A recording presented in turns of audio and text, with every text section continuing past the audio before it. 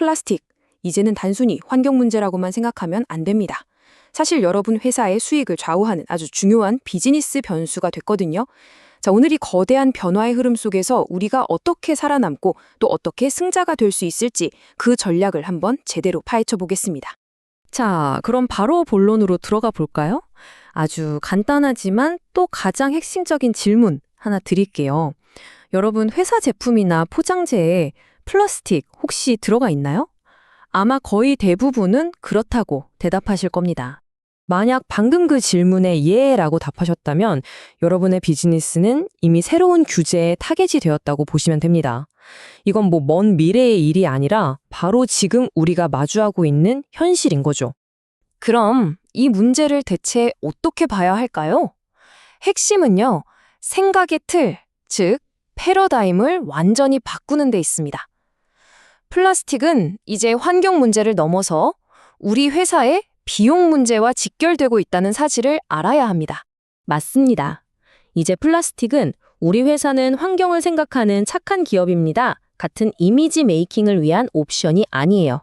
당장 우리 회사의 원가 구조에 직접적인 영향을 주고 더 나아가서는 매출까지 결정짓는 아주 냉정한 비즈니스 이슈가 된 겁니다. 이걸 어떻게 다루느냐에 따라서 회사의 수익성이 크게 달라질 수밖에 없어요. 그리고 이런 변화의 중심에는 우리가 피하고 싶어도 피할 수 없는 훨씬 더 강력해진 규제들이 있습니다.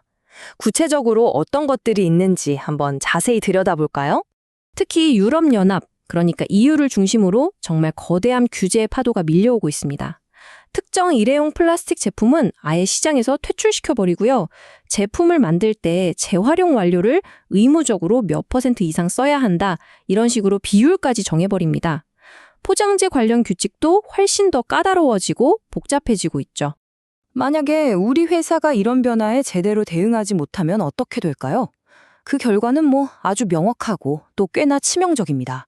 첫째, EU 같은 큰 시장에 물건을 팔 수가 없게 돼요. 수출길이 막히는 거죠. 둘째, 어찌어찌 기준을 맞추려고 하다 보면 운영 비용이 엄청나게 늘어날 거고요.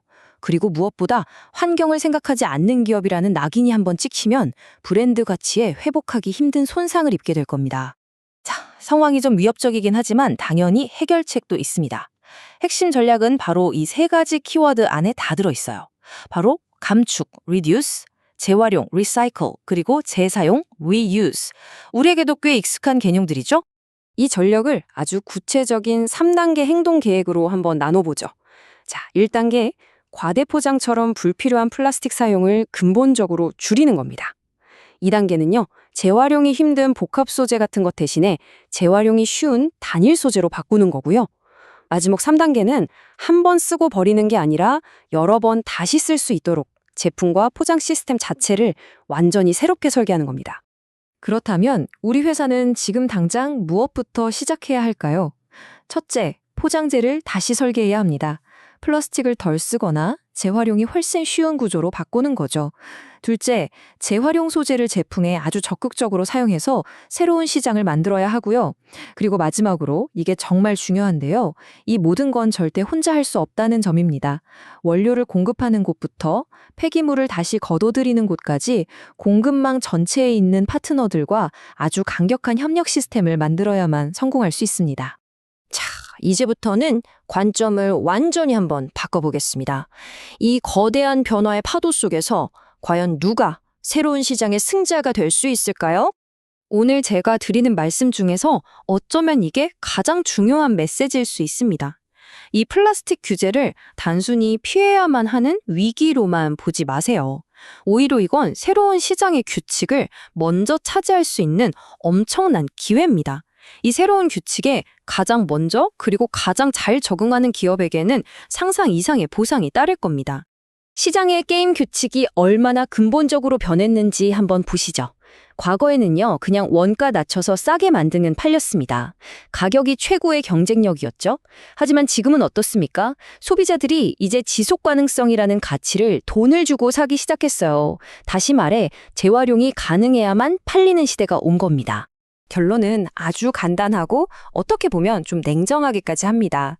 이 변화에 먼저 대비하고 새로운 기준을 만족시킨 기업은 시장과 고객으로부터 선택을 받을 겁니다.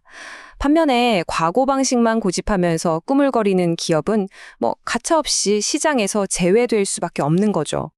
자, 이제 마지막으로 우리가 플라스틱을 바라보는 아주 근본적인 관점에 대한 이야기를 해볼까 합니다. 이제 플라스틱은 버려지는 것이 아니라 반드시 우리에게 돌아와야 하는 것으로 생각을 바꿔야 합니다. 오늘 내용의 핵심을 딱 한 문장으로 요약하자면 바로 이겁니다. 플라스틱은 버리는 것이 아니라 다시 돌아와야 한다. 이 말이 모든 것을 설명해 주죠. 우리가 사용한 자원이 그냥 쓰레기가 돼서 사라지는 경제가 아니라 다시 자원으로 돌아와서 계속 순환하는 경제.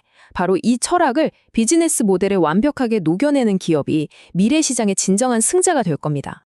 네, 오늘 플라스틱 규제에 대한 분석은 여기까지입니다. 부디 이 거대한 변화의 흐름에 성공적으로 올라타시길 바랍니다. 다음 시간에는 기업 환경 규제의 또 다른 거대한 산이죠. 화학물질 규제인 리취와 K-리취에 대해 자세히 알아보겠습니다. 다음 시간에도 꼭 저희와 함께 해주세요. 감사합니다.